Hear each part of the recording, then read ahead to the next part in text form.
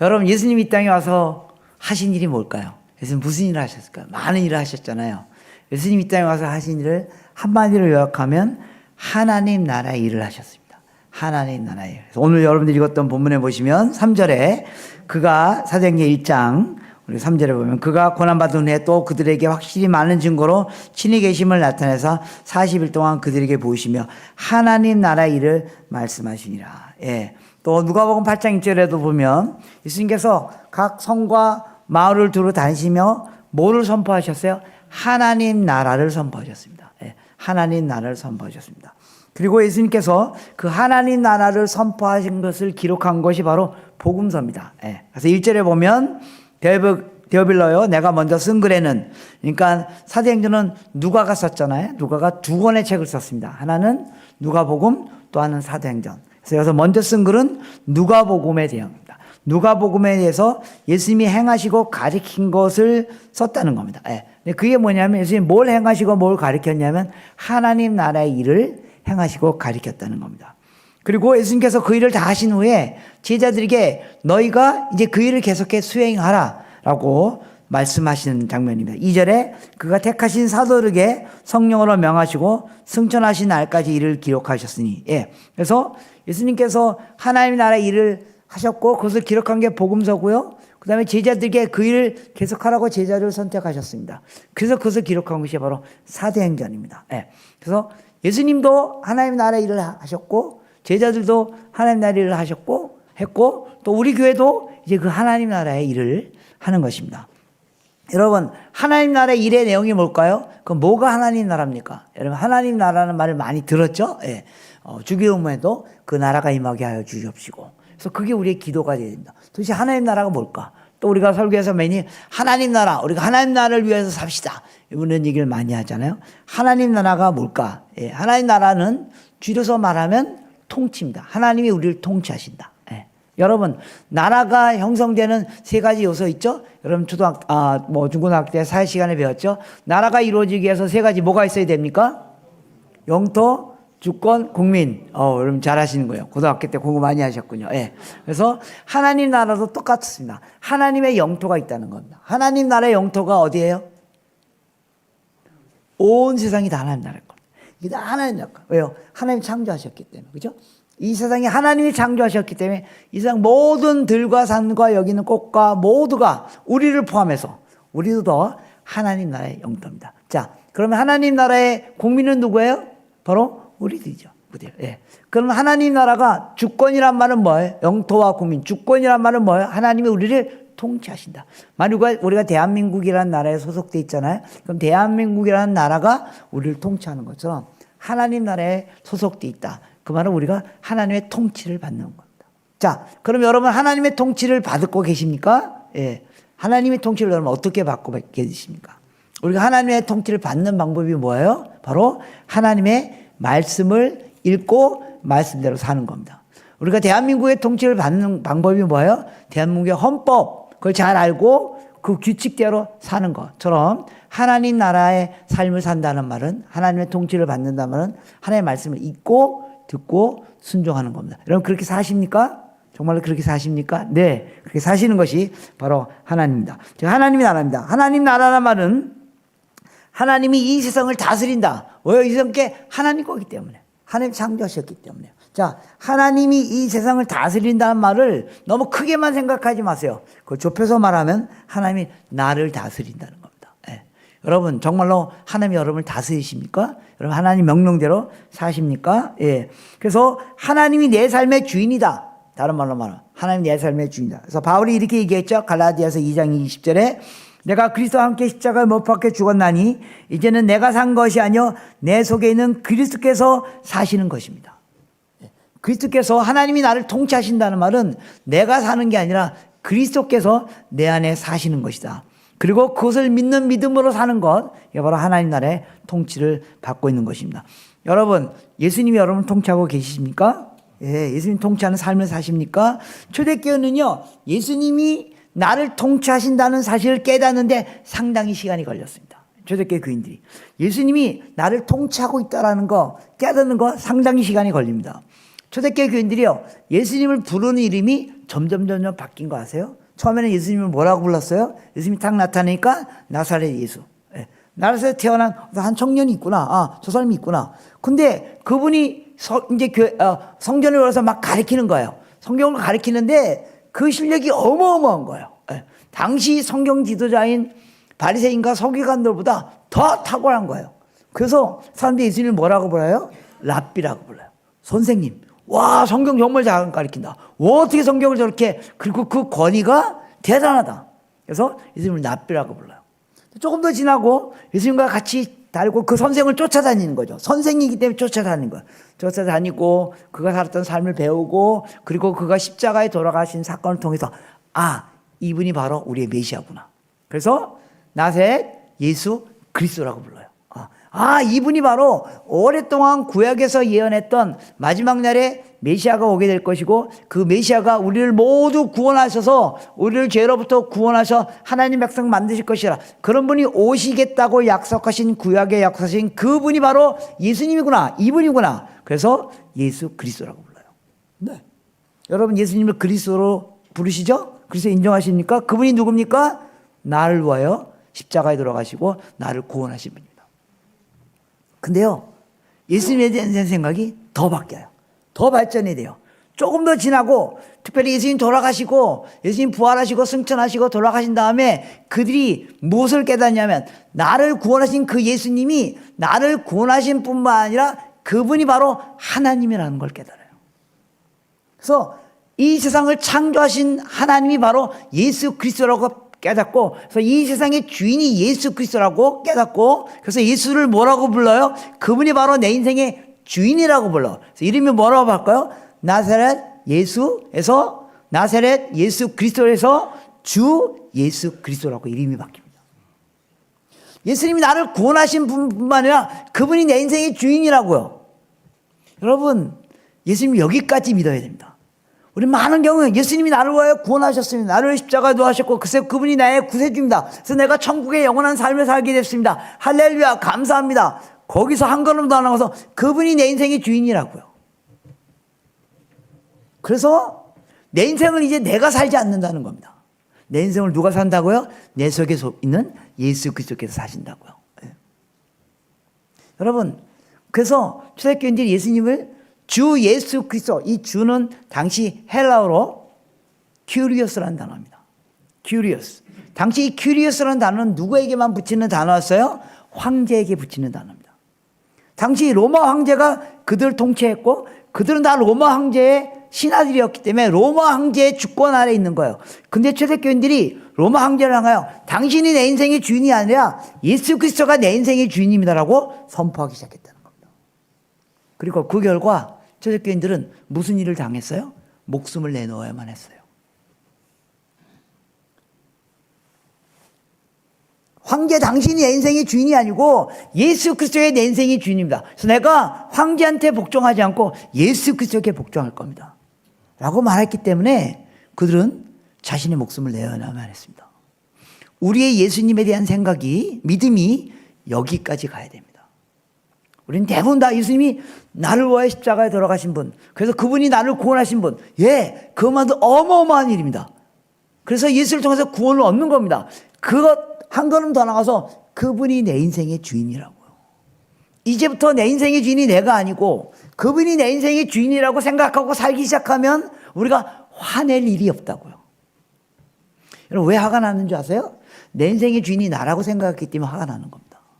내 인생의 주인이 나라고 생각했기 때문에, 내 마음대로 안 되기 때문에, 내 인생의 주인이 나라고 생각했기 때문에 어떤 사람이 나한테 말을 하는데 내가 기분 나빠. 그래서 화가 나는 겁니다.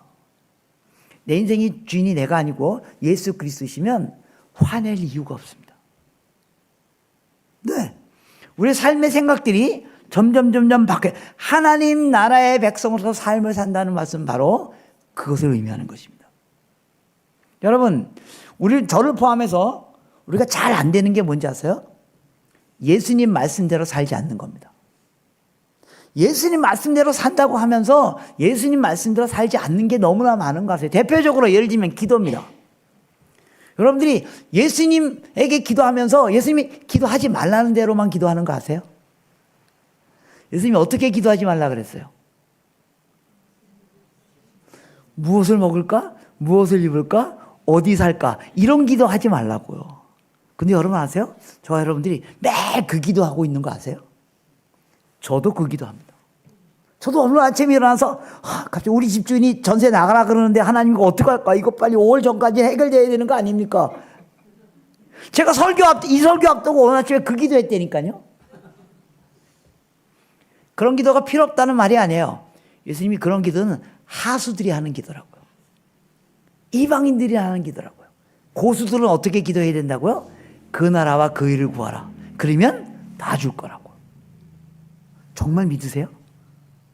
그 나라와 그 일을 구하라. 그러면 다 줄 거라고요. 그거 우리가 잘 못 믿어가지고요. 주님 그래도 이거 주셔야 되는 거 아닙니까? 이거 주셔야 되는 겁니까? 라고 말하면서 누구에게 부탁하는 거예요? 또 예수님께 또 부탁하는 거 아세요?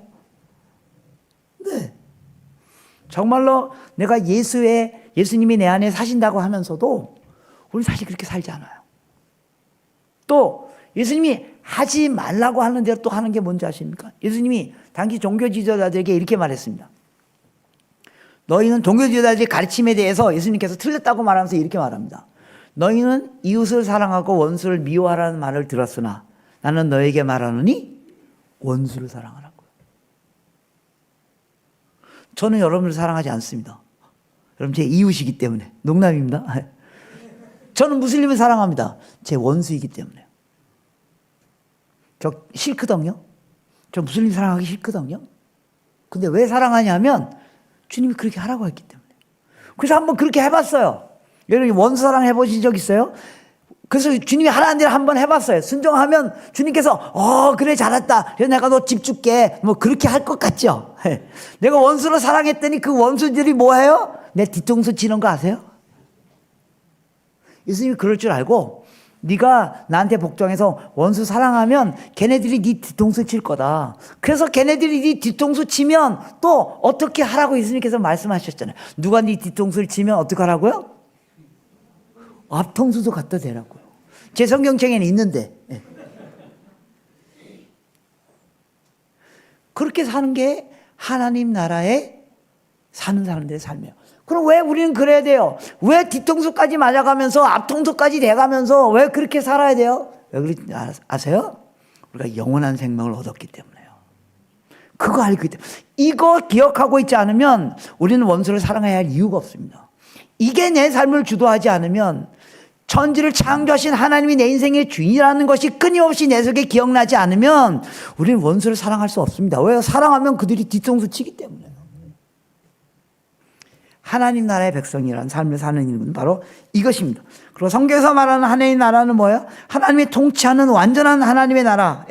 왜 그 하나님 나라에 대한 얘기를 해요? 하나님 나라를 얘기를 하는 것은 그 하나님 나라의 반대쪽에 뭐가 있다는 거예요? 사탄의 나라가 있다는 겁니다. 그래서 우리가 하나님 나라의 백성의 삶을 살려고 하지만 끊임없이 사탄의 나라가 우리를 지배하는 방법이 뭐예요? 우리를 죄짓게 하고 그 결과 죽음을 향하여 가게 하는 겁니다. 사탄은 끊임없이 우리를 죄짓게 하고 절망을 향하여 가게 합니다. 그래서 우리 가운데는 하나님 나라가 계속 확장되어야 할 필요가 있다는 겁니다. 여러분, 하나님 나라가 예수 그리스도의 초림으로 이 땅에 완전히 오셨어요. 그죠? 하나님 나라가 예수 그리스도의 초림으로 십자가의 사건으로 모든 사탄의 나라가 무너졌잖아요. 예수님의 초림 사건으로 하나님의 나라가 이 땅에 왔어요. 그럼에도 불구하고 하나님 나라의 완전한 완성은 예수님 재림 때 와요. 그래서 지금 하나님 나라와 사탄의 나라가 지금 계속 싸우고 있다는 겁니다. 그래서 하나님 나라의 백성들이 계속해서 사탄의 나라를 몰아내는 일들을 해야 된다는 겁니다. 그게 하나님 나라의 일이라는 겁니다. 예수님께서 그 일을 하셨고, 그리고 그것을 제자들에게 부탁하셨고, 그리고 그 부탁한 제자들의 일을 우리 교회가 지금 해야 됩니다. 하나님 나라가 완전히 이 땅에 오면 무슨 일이 일어납니까? 이사야서에 이렇게 표현했습니다. 이사야 11장 6절부터 9절에 보면 하나님 나라가 이 땅에 완전히 오면 사자굴에 어린아이가 독사굴에 손 놓고 장난쳐도 물지 않는 그런 나라가 온다고요. 더 이상 우리 어린아이들이 더 이상 절망하지 않고 좌절하지 않고 그리고 그들이 즐거워하고 기뻐하는 그런 날이 온다고요. 또 이사야서 또 2장에도 보면 그날이 오면 뭐예요? 사람들이 열방이 칼을 쳐서 보석을 만들고 창을 쳐서 낫을 만들어서 이 나라와 저 나라가 다시 전쟁을 연습하지 아니하라. 예, 우리 어린아이가 독사골에 손 놓고도 장난쳐도 물지 않는 그런 나라, 전쟁이 없는 그런 날. 제가 설교하는 이 시간에도 지금 저 이스라엘이 그 옆에 있는 무슬림들을 하루에 800명씩 죽이고 있는 거 아세요? 제가 우리가 설교하는 예배드리는 이날도 뭡니까? 우크라이나에서 많은 사람들이 죽어가고 있는 거 아세요? 전쟁이 없는 날, 그날이 언제 옵니까? 하나님 나라가 이 땅에 완전히 올 때 옵니다. 최근에 저희 아이가 대학생인데요. 제가 나이가 많이 들어서 대학교 아직 다니는데요. 학교에서 몇몇 아이들이 한 아이를 대학교인데도 왕따 시켜가지고 이 아이가 그걸 법에 걸었대요. 고소했대요. 근데 그 문제가 잘 해결 안 돼가지고 이 아이가 자살했대요. 지난주에. 대학생 아이들이 서로 왕따 시켜서 자살하는 일들이 일어납니다. 어린아이가 독사굴에 손 놓고 장난쳐도 물지 않는 그런 하나님의 나라. 여러분, 저의 목표는 선교가 아닙니다. 저의 목표는 이 땅에 하나님 나라가 이루어지는 겁니다. 예수님께서 이를 제자들에게 맡긴 겁니다. 그리고 우리 교회에게 맡긴 것입니다. 자, 그러면 하나님 나라는 어떻게 시작됩니까? 오늘 예수님께서 제자들에게 하나님 나라를 너희가 완성해 간다고 말하면서 하나님 나라의 일이 시작할 때 순서가 있습니다. 첫 번째 뭘 해야 됩니까? 3절부터 5절에 보면 성령의 오심을 기다려야 됩니다. 예수님께 제자들에게 하나님 나라에 대해서 너희가 하나님 나라를 이루고 갈 것이라고 말하면서 3절부터 5절에 보면 예루살렘을 떠나지 말고 아버지께서 약속하신 것을 기다리라. 그것이 바로 성령의 오심입니다. 여러분, 하나님 나라를 만들기 위해서 우리가 제일 먼저 해야 할 일은 성령을 기다리는 일입니다. 왜 그렇습니까? 예수님께서 부활승천하시면서 내가 너에게 성령을 보내줄 것이다. 그럼 성령님의 또 다른 애칭이 뭐예요? 성령님의 애칭이 뭐예요? 보혜사. 보혜사는 뜻이 뭐예요? 도와주는 자들, 돕는 자들. 예수님이 승천하시면서 이제 너희들의 삶을 성령께서 도와주실 것이다. 성령이 오실 것을 기다려라. 또 요한복음 16장에 보면 성령이 오시면 너희를 진리 가운데로 인도하며 그가 장래 일을 너에게 알려줄 것이며. 여러분, 우리가 해야 할 일들을 성령께서 알려주신다고요. 성령께서 우리를 진리 가운데로 인도하신다고요. 그래서 하나님 나라의 일을 시작할 때 우리에게 제일 중요한 것은 성령이 오시는 것을 기다리는 겁니다. 이것은 오늘 우리 개인의 삶에도 마찬가지입니다. 여러분, 오늘 하루가 성령의 오심으로부터 시작되지 않으면 오늘 하루는 이미 실패입니다. 하나님 나라의 백성으로서 삶을 살기 위해서 오늘 하루를 시작할 때, 여러분, 하루에 아침에 눈을 뜨고 성령님 찾아오셔서 저 하루를 도와주시고 저를 진리 가운데로 인도하시고 제가 무슨 말을 해야 될지 어떻게 살아야 될지 성령님 제 속에서 말씀해 주십시오 라고 시작하지 않으면 이미 하루가 시작되기 전에 우리 하루는 실패입니다. 저와 여러분의 교회가 성령님 우리 가운데 찾아오셔서 우리 교회가 무슨 말을 해야 될지, 우리 교회를 진리로 인도해 주시고 우리가 무슨 일을 해야 될지 주께서 가르쳐 주시옵소서 라고 시작하지 않으면 이미 우리 교회는 실패입니다. 이제 저와 여러분들의 교회가 다시 한번 하나님 앞에서 앞으로 10년 동안 우리가 선교를 또 어떻게 할 것인가 여러분 생각할 때 성령님 찾아와 주시옵소서, 우리에게 알려주시옵소서, 우리에게 깨닫게 해주시옵소서 라고 시작하지 않으면 여러분이 하는 어떤 사역도 이미 실패입니다. 두 번째, 하나님 나라가 이 땅에 오기 위해서 무엇을 준비해야 됩니까? 6절에 보면 그들이 이렇게 물어봅니다. 그들이 모였을 때 예수께 여쭤오되 주께서 이스라엘을 회복하심이 이때입니까? 여러분, 유대인들이 이스라엘이라는 말은 하나님 나라와 똑같은 뜻입니다. 그래서 이스라엘을 회복하심이 이때입니까? 라는 말은 하나님의 나라를 회복하는 날이 언제입니까? 라는 질문입니다. 하나님 나라의 일을 하기 위해서 우리가 두 번째 알아야 될 것은 하나님 나라가 언제 완전히 오는지 알아야 됩니다. 하나님 나라가 언제 완전히 오는가? 거기에 대해서 오늘 본문에서 세 가지를 말하고 있습니다. 첫 번째 7절에 보면 하나님 나라는 언제 오는지 아무도 모릅니다. 하나님만 알고 계십니다. 하나님만 알고 계십니다. 두 번째, 그런데 두 번째 그 하나님 나라는 또 언제 오냐면 11절에 나와 있습니다. 이르시되 갈릴리 사람들아 어찌하여 서로 하늘을 쳐다보느냐? 너희 가운데 하늘로부터 올려오신 이 예수는 하늘에서 가심을 본 그대로 오시니라 하시니라. 하나님 나라는 언제 오냐면 주님이 재림할 때 하나님 나라가 이 땅에 옵니다. 네, 주님이 재림할 때 하나님 나라가 이 땅에 옵니다. 그래서 하나님 나라를 기대하는 우리 모두가 기대해야 될 것은 뭐냐면 주님의 재림입니다. 여러분 주님의 재림을 기대하십니까? 주님이 다시 오실 것을 믿으십니까? 예, 그게 우리 그리스도 삶이 너무 중요합니다. 우리 너무 일상생활에 치우쳐가지고 주님이 다시 오실 것이라는 생각을 안 하고 사는 거 아세요? 주님이 반드시 다시 오실 것입니다. 그 나라가 언제 오는지 모르지만 주님이 다시 오신다는 걸 반드시 믿으셔야 됩니다. 세 번째, 오늘 사도행전에 나와 있지 않지만 주님께서 그러면 내가 언제 다시 오실 것이라고 말씀하셨습니까? 마태복음 23장 14절에 이렇게 말씀하셨습니다. 이 전국 복음이 모든 민족 가운데 증언되기와 온 세상에 전파되니 그제야 끝이 오리라. 주님 언제 다시 오냐면 복음이 모든 민족 가운데 전파되어야지만 다시 오십니다. 그래서 우리가 땅 끝까지 복음을 전하는 일이 우리에게 너무 중요한 것은 그냥 선교 때문이 아닙니다. 주님이 다시 오셔야 되기 때문에. 그래서 하나님 나라가 이 땅에 완전히 이루어져야 되기 때문에. 그 주님은 언제 오시냐면 복음이 모든 민족 가운데 전파될 때. 저는요 오늘 밤에 주님 오셨으면 좋겠어요. 저는 내일이 오는 게 싫어요. 제가요 막 지금 막 뭐 왔다 갔다 하고 내일 새벽 6시에 또 회의 있거든요. 네. 저 오늘 밤에 주님 오셨으면 좋겠어요. 그 회의 준비 안 하면 좋겠어요. 근데요 제가 오늘 밤에 주님 안 오실 거 확실히 알아요. 왜요? 아직도 복음을 듣지 않는 민족들이 있기 때문에.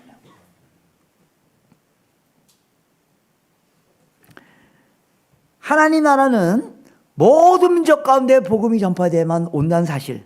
저야 여러분의 목표가 선교가 아닙니다. 하나님 나라가 다시 오는 겁니다.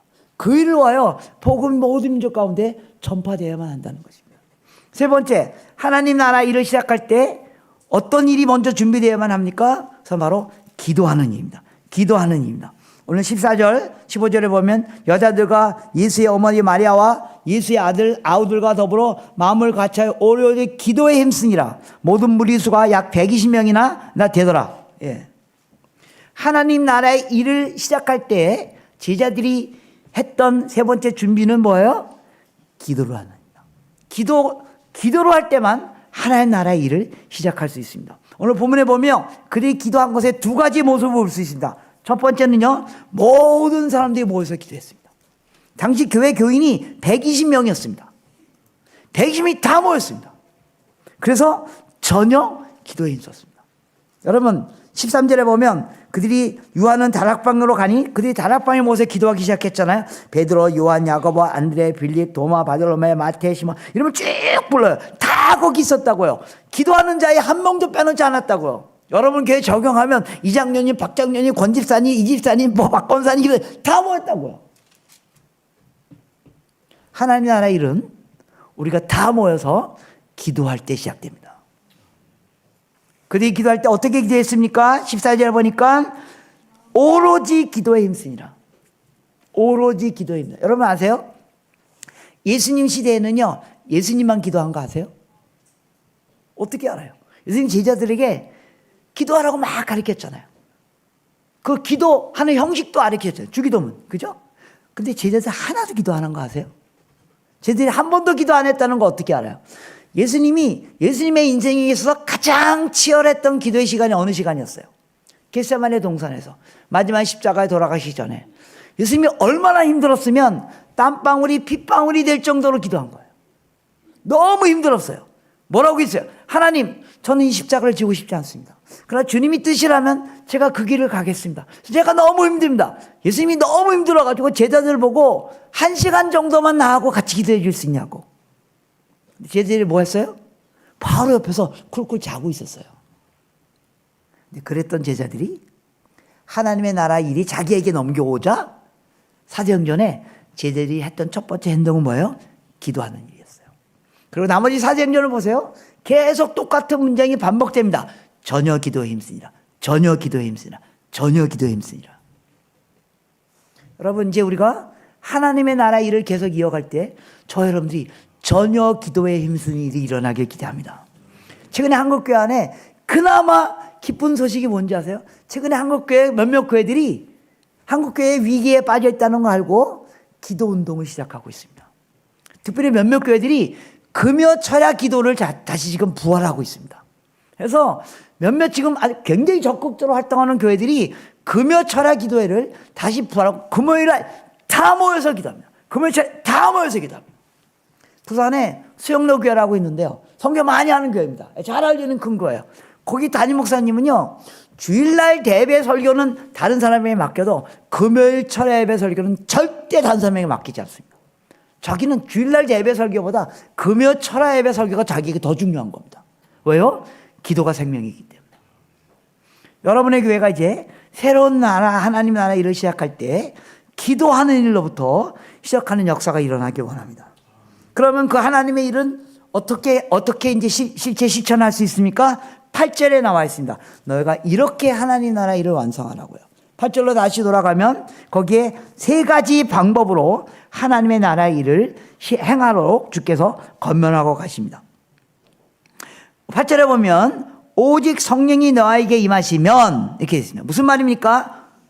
뭐뭐 한다면 조건절입니다. 오직 성령이 너에게 임하시면, 임하시면 이 성령이 너에게 임하시면 이 세 가지 방법으로 니네가 일을 할 텐데, 첫 번째 너희가 권능을 받고.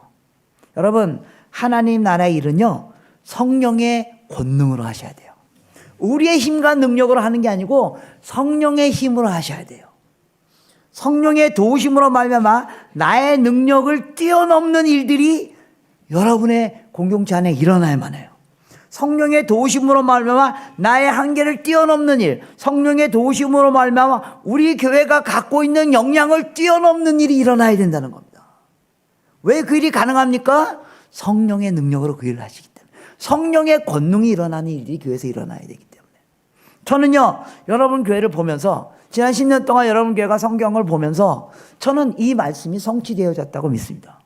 대단히 죄송하지만 여러분 교회가 갖고 있는 규모를 뛰어넘는 일이 여러분 교회 안에 지금 일어나고 있습니다. 여러분 정도의 사이즈의 작은 교회가, 죄송합니다, 이런 표현해서 2명의 선교사를 파송하고 지금 셋째 아들 낳아달라고 지금 그렇게 선교사님들 얘기하고 있는데, 이거는 여러분의 능력을 뛰어넘는 일, 제가 보기에는 여러분의 계파를 뛰어넘는 일입니다. 여러분 정도의 교회 규모가 여기 외국 유학생 교회를 같이 이 안에 두게 하고, 또 인도에 사역을 하고, 또 제가 김 목사님한테 전화 오면 제가 자꾸 두려워요. 또 뭐 터뜨렸나. 전화만 오면 이거 하려고 그러는데 어떻게 하면 좋겠냐고. 여러분의 능력을 뛰어넘는 이 여러분 교회 안에 일어난 이유는 뭐예요? 성령의 권능으로 여러분이 일을 하셨기 때문입니다. 하나님 나라 일은요, 성령의 권능으로 하는 겁니다. 제주도에 가면요, 서귀포에 가면요, 법황교회라고 있어요. 그 교회의 그 표가 뭔지 해서요, 기적이 상식이 되는 교회. 여러분, 이런 문장 들으면 아이고 촌스럽게 무슨 기적 이런. 여러분 기적이 안 필요하세요? 저는 필요합니다. 여러분 안 필요할지 모르지만 저는 기적이 내 인생의 상식이 되지 않으면 저는 살아갈 수 없습니다. 여러분은 어떠십니까? 여러분 교회는 어떠십니까? 여러분 교회 성령의 권능으로 기적이 상식이 되지 않으면 우리 교회가 존재할 수 없다는 거 아십니까? 그렇게 지난 10년 동안 여러분들이 그 일을 해온 것입니다. 계속해서 여러분 교회에 기적이 상식이 되는 역사가 일어나길 원합니다. 올해도 저와 여러분의 인생을 통하여 이런 기적을 성령의 권능으로 여러분이 사역적으로 한 번도 생각하지 않았던 일들이 일어나길 원합니다. 여러분이 포기했던 사람들이 교회를 향하여 걸음을 옮기는 기적이 일어나길 원합니다. 여러분들이 열리지 않았던 같은 일들이, 문이 열리는 일들이 여러분 통하여 일어나길 원합니다. 여러분 가운데 아픈 자들이 병이 낫는 기적이 일어나길 원합니다. 여러분 가운데 문제로 꽉 막혀있던 문제들이 해결되고 소망을 보는 일들이 성령의 권능 주시는 권능으로 말미암아 일어나는 교회, 그 교회가 하나님 나라의 일을 하는 교회입니다. 오늘날 세계복음화의 성취는요, 선교사들이 하는 게 아닙니다. 하나님이 하시는 겁니다. 하나님이 선교사이십니다.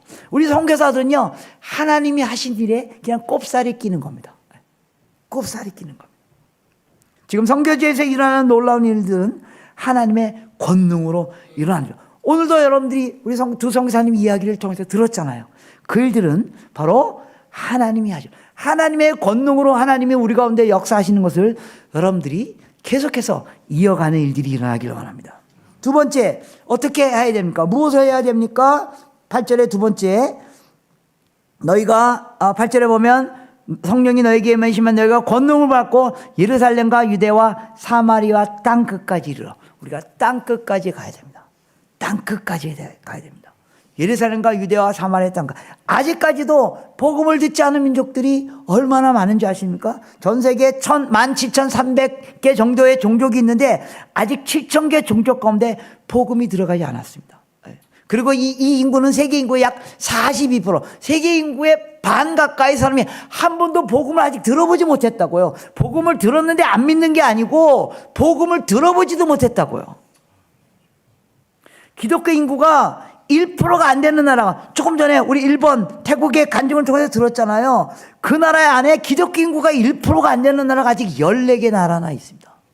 그 나라 중에 두 나라를 지금 여러분들이 선교사를 보내고 있는 겁니다.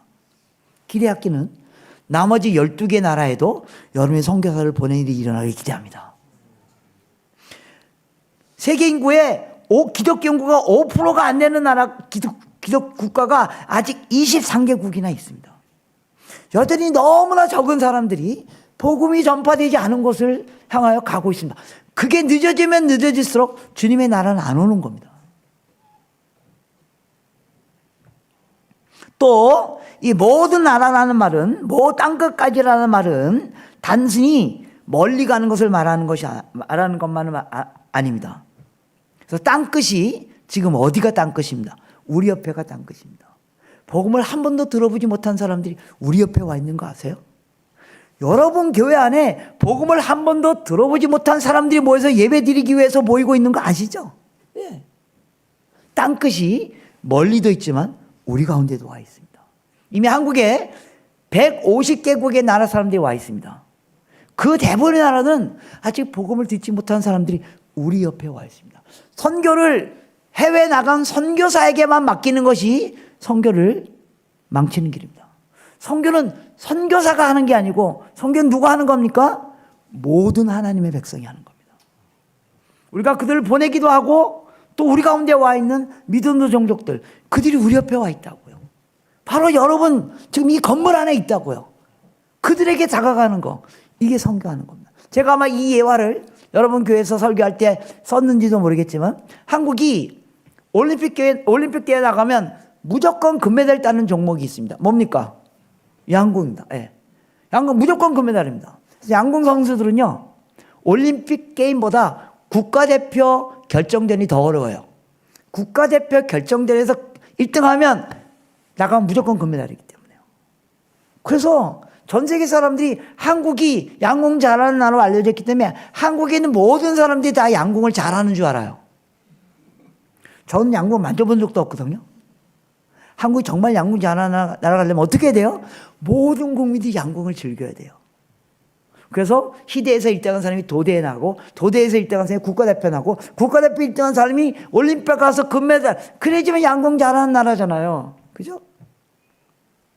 그래서 선교사들이 많이 나가는 일도 중요하지만 더 중요한 것은 우리 모든 그리스도인이, 모든 성도들이 선교할 줄 알아야 돼요. 그런 의미에서 여러분의 교회는 최적화된 환경을 갖고 있는 교회인 거 아세요? 그들이 우리 옆방에 있잖아요. 우리 옆방에 있잖아요. 여러분 꼭 그들에 가서 격려하고, 나는 그 나라 말도 못하는데 괜찮아요. 걱정하지 마세요. 여러분들의 그 나라 말 솜씨보다 그들의 한국어 솜씨가 월등한 거 아세요? 네. 가기 귀찮으면 가면서 이렇게 축복이라도 한번 하고 지나가세요. 네.